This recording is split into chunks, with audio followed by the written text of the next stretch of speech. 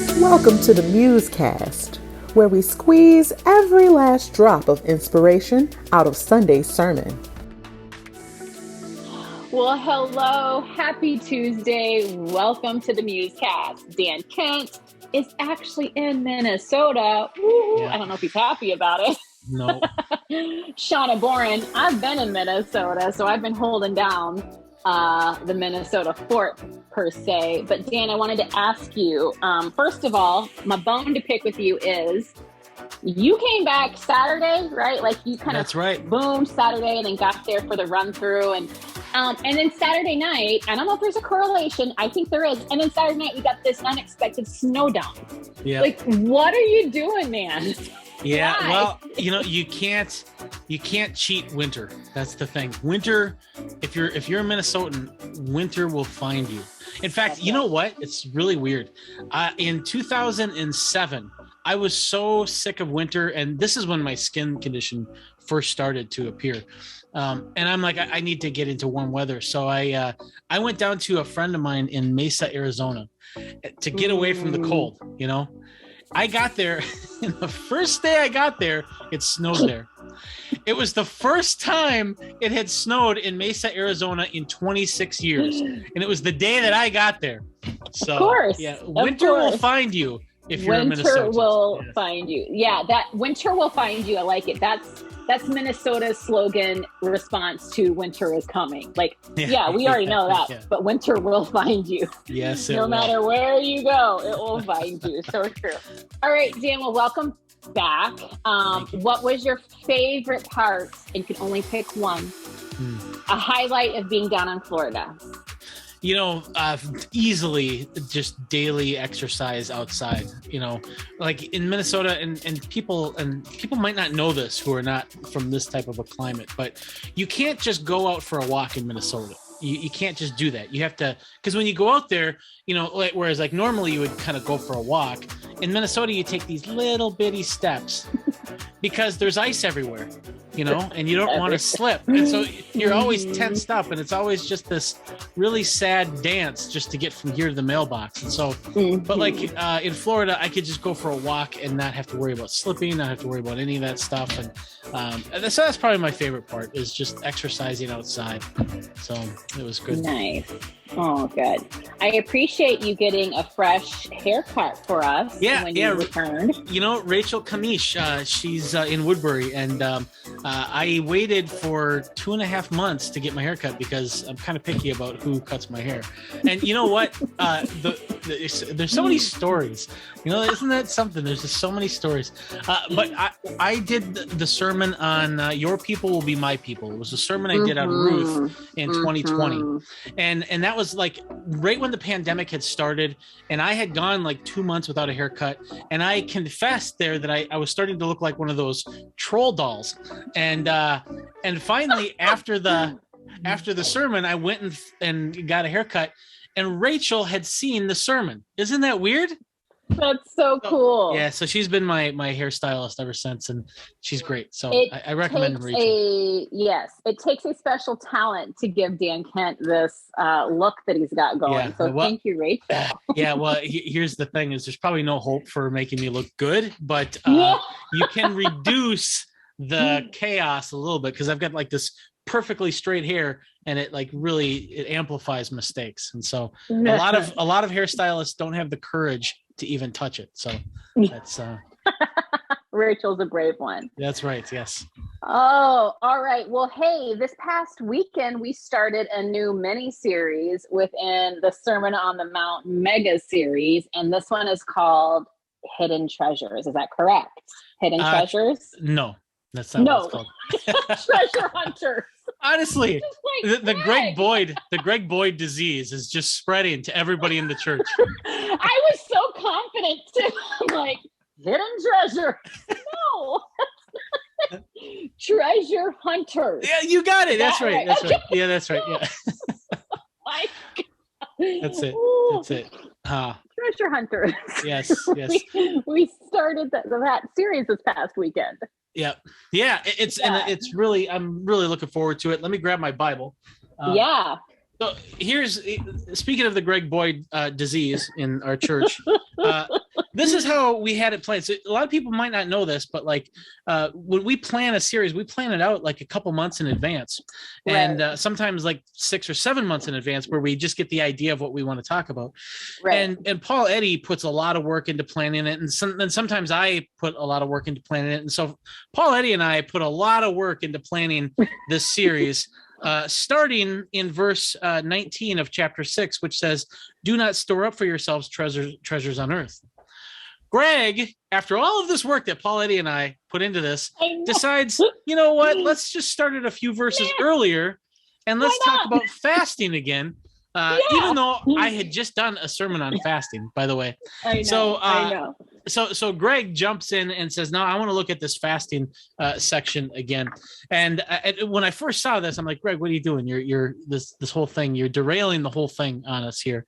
But I really think that Greg, as always is the case, he listens to the Spirit, and I think that it was good that he did what he did, even though he derailed us a little bit.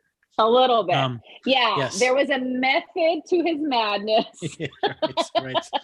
Right. I thought of you and Paul when I realized, he kind of, did a little adjustment there, but there was a method to his madness, and it was really, really helpful. So sermon 1 in the series Treasure Hunters, right? Yeah. Was Greg talking about being a beloved hypocrite. Such a cool title. Yeah. And then I'm just going to say right before you do your summary that that was a great way to kick it off. But week 2, you guys, you're not going to want to miss it. And that's all I'm going to say. That's all I'm going to say. You're not going to want to miss it. It's going to be star-packed. Well, the pressure is on. I'll say that. So star packed. I don't know what, maybe starry eyed packed. It'll be good. It'll be good. All right. Well, should I do the summary? Mm-hmm. Here I go. We're ready. Well, it's a pretty basic summary.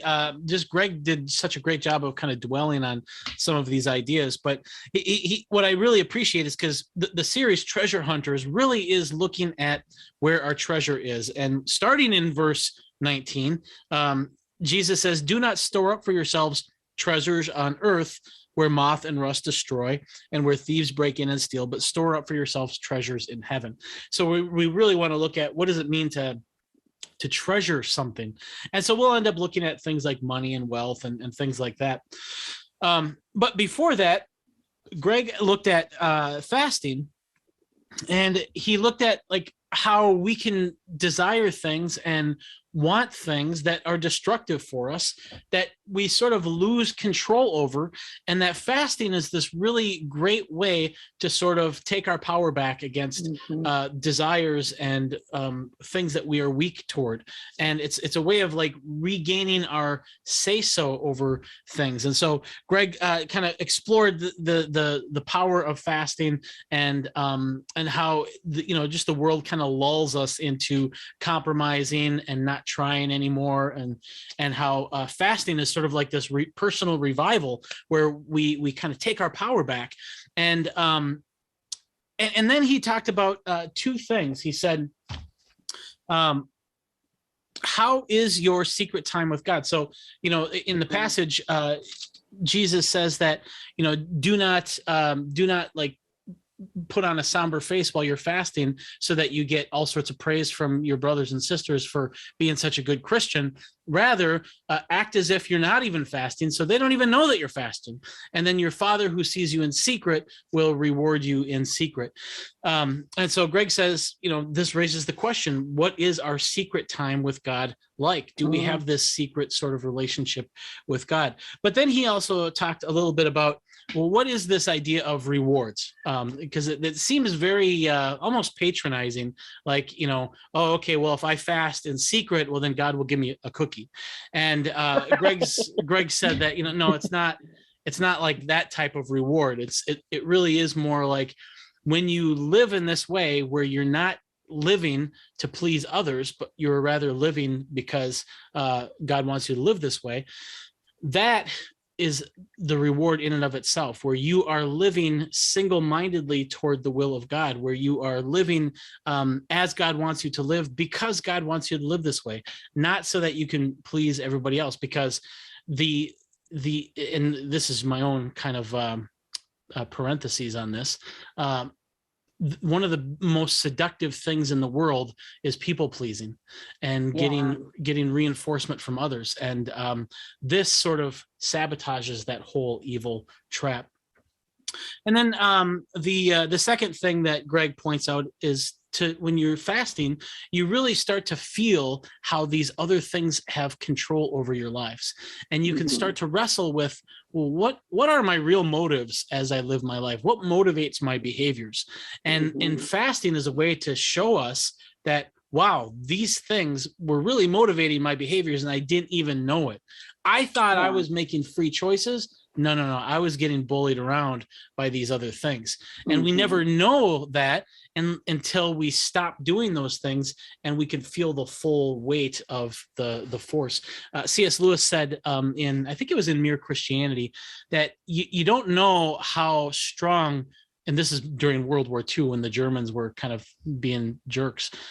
He said, you don't know how strong the German army is by giving into it. You learn how strong the German army is by fighting against it.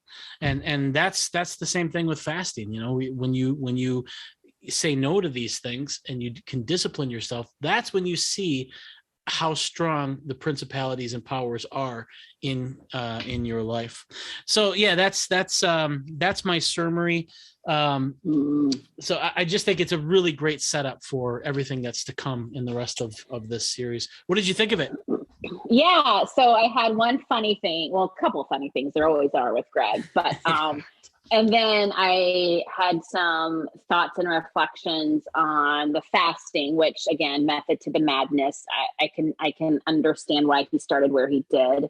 And then I had to process some things about the whole idea of secrecy with God. So that's kind of where my thoughts will go. And then you can kind of respond. And then we do have a question from our community about that secrecy stuff. So that's kind of where we're going to go. So the funny thing is, it's going to sound so like ridiculous, but did you catch when Greg was talking about, when he was talking about fasting and addictions, and he talked about young people being addicted and even studies being done. And he said to their telephones. Oh, funny. Like, no, I missed that. That's funny. People, like my kids are like, I'm sorry, what? To our what?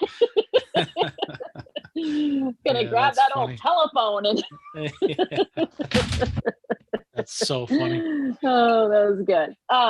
But with the fasting piece, the way that it has been made real for me is just this idea of like, it's exercising that muscle that we've talked about, and Greg mentioned again in the sermon. It's exercising that muscle, and you really do begin to see what has had control to some degree of you, over you. What have you leaned on to bring you comfort? What have you leaned on to bring you joy? What have you leaned on to bring you rest? And not that any of it is bad per se, but I think what fasting does is it shines a light on, and it magnifies like just how much we've leaned on other things, people, vices, rather than God. And so that's just been very eye-opening for me, because initially, and I know like fasting has always been a tradition of the early church and many faiths, but I've always kind of shied away from it because I like food, and to me it's always associated with food, right?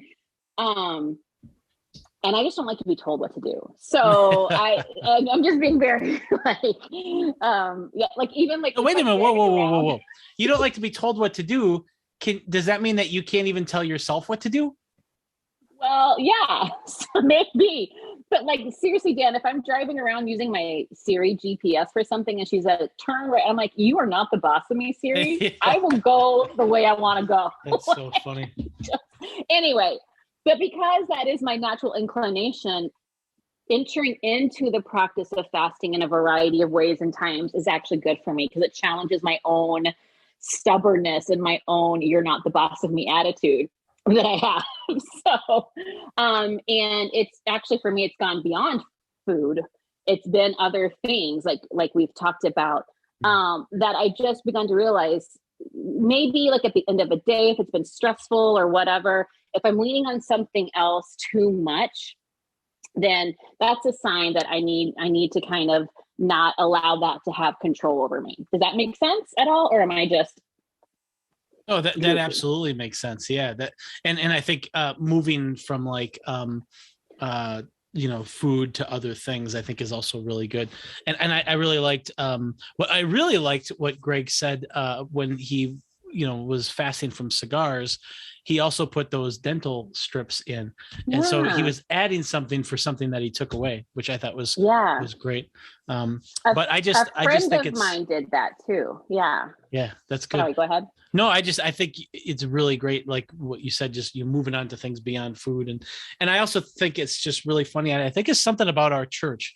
I think there's a lot of oppositionalism in our church. I think, Greg has always been sort of oppositional. I'm certainly oppositional and have a history of all sorts of problems with the authorities, which someday I'll tell you about. And now the MuseCast audience is learning that Shawna also has an oppositional spirit. So yeah. We're gonna have to do like a little mini series, like a behind the scenes look. Yeah, totally of our lives. A friend of mine, Scott and I are in a gathering group on Monday nights where we process the sermons with some friends, and a friend of mine said that she felt really led to instead of taking away, like adding something that would be healthy and beneficial. That's just how she felt led to enter into this time of fasting and Lent and all of that. So I thought that was really interesting, and a good perspective to have. Greg talked a lot about, the secrecy, like don't do things out in public for the show of others, because if that's what you're doing it for, well then yippee, you get your reward. Like you're not storing up treasures for yourself. He used the phrase, and remind me of what it is, Dan, like, how are you doing on the discipline of secrecy? Is that what he said? Something like that? Yeah. So there's like different types of disciplines. There's disciplines of secrecy. There's disciplines of, I can't remember the other name of it. Dallas Willard in his book on the disciplines, it's not Divine Conspiracy. It's The Spirit of the Disciplines. That's the book. Okay. He talks about these two different kind of like external disciplines and private or internal disciplines. And he has a list of each one.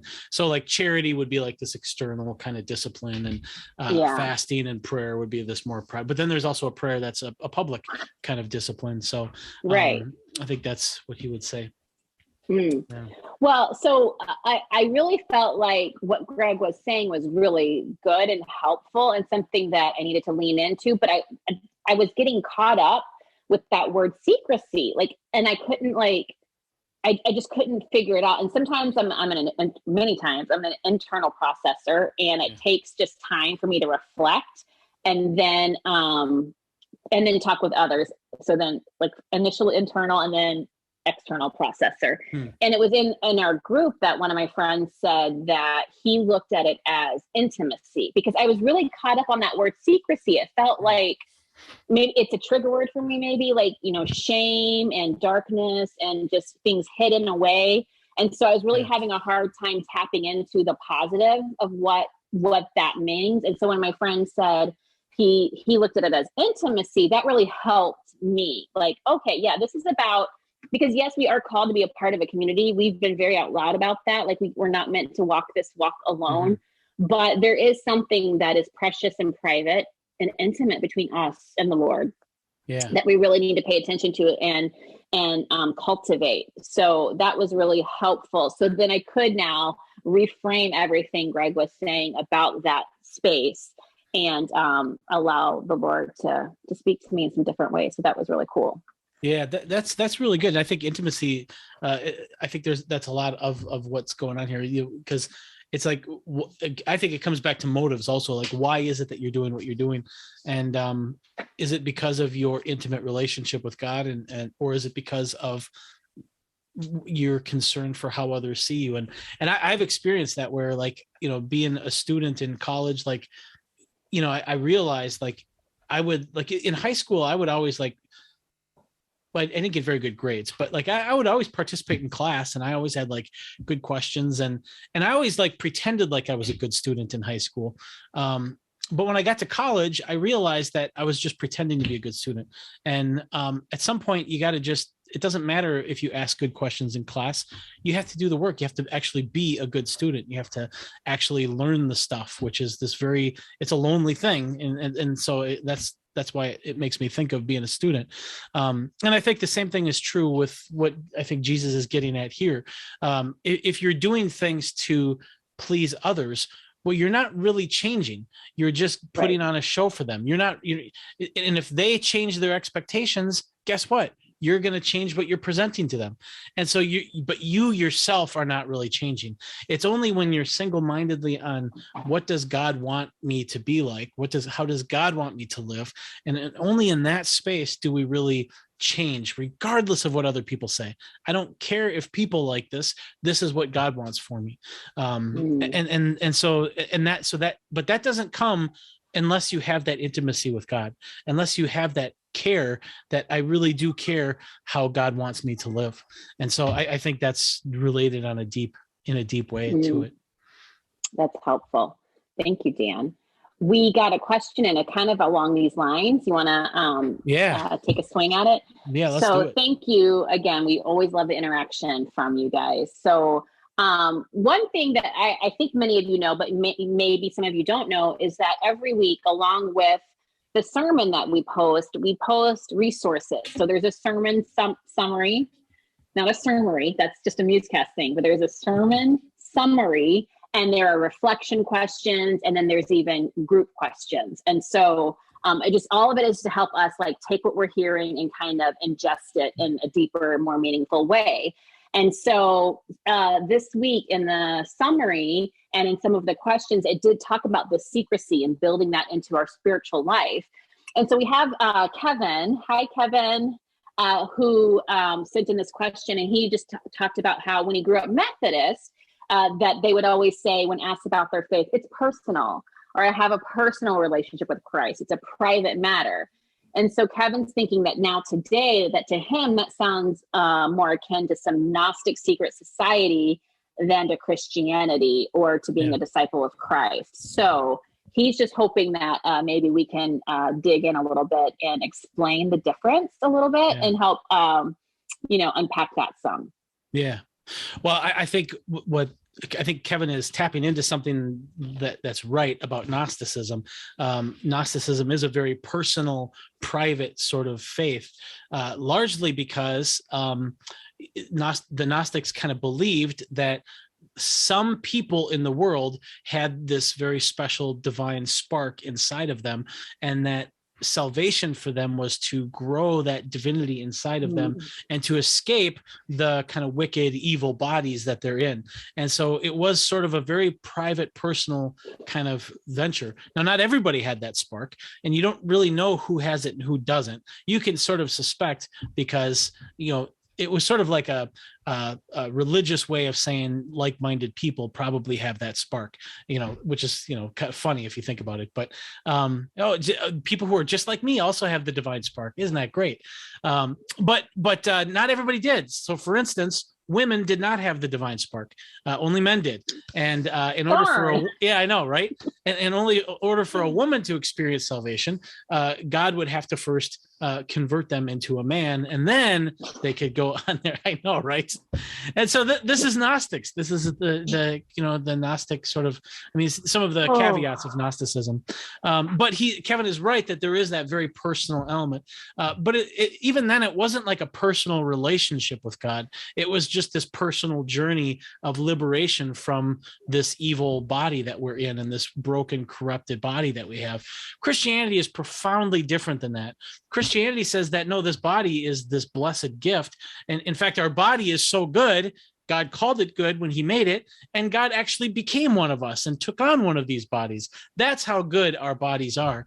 And that our relationship with God, even though it's intimate, it's not a personal journey. It's a corporate journey, even though I still have this intimate personal relationship with God. So that's how it's different than Gnosticism. Gnostics don't have a personal relationship. They just have this personal journey. Whereas we have a social journey, but a personal relationship. That's how I would distinguish it. But it's a good question, Kevin. Yeah. So social journey, personal relationship. I like that because it's a both and. It's a personal relationship, but it's also something we do amongst a community. So Right. Really well said, Dan.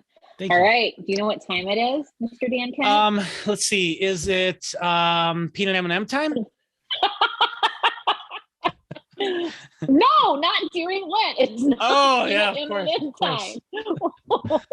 One more guess. Is it nugget time? It's nugget time. Right. Yeah. Okay. Well, do you have a nugget? My nugget? Okay, so I'm going to cheat. Honestly, my nugget is just to really, I would encourage everyone to even re-listen to the sermon again and look at things in your life that maybe are pulling at you, that maybe have a little bit too much control or say so in your world, and just see how God may speak to you about that. Like, would he have you kind of set them aside for a season? Just see. That's all I'm going to say. But my big nugget is, I'm not even kidding you guys. You need to tune in for week 2. So it's going to be good. And then you're going to circle back with us and we're going to continue that conversation. So I cheated on my nugget, but I'm sticking with it. Yeah. Well, I think what I would say is, I like your thought about, just kind of dwelling on Greg's message. In particular, I think what I would add to that is try to, because this series is going to largely talk about money. And so think about, everybody wants more money. We all do. But the question is why do you want more money? Mm-hmm. And what you'll find is that people they don't think about that in that kind of specific detail.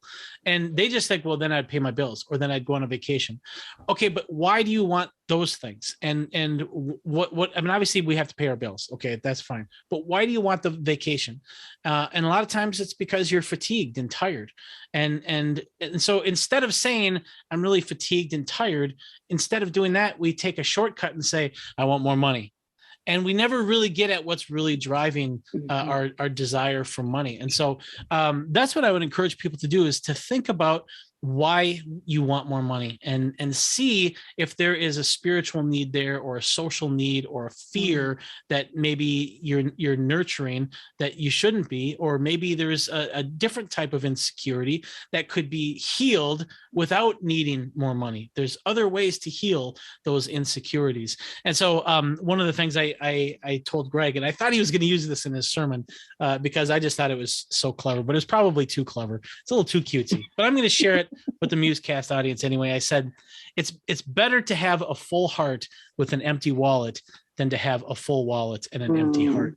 And so that's my nugget. Seek to fill your heart, and then it doesn't matter what's in your wallet. That's good. That's a good nugget. It's a great encouragement, and it's a lovely little preview, a sneak peek of what's to come this series. And I'm not even going to attempt to say the name again because I'll watch it. I will. All right, you guys, thank you so much for tuning in. Again, we thank you for your engagement, your interaction, your questions. It's really great. And tune in this weekend for sermon number 2 of the series, and then circle back with us next week as we continue the conversation. You're not going to want to miss it. Have a great rest of your week, everyone. Bye.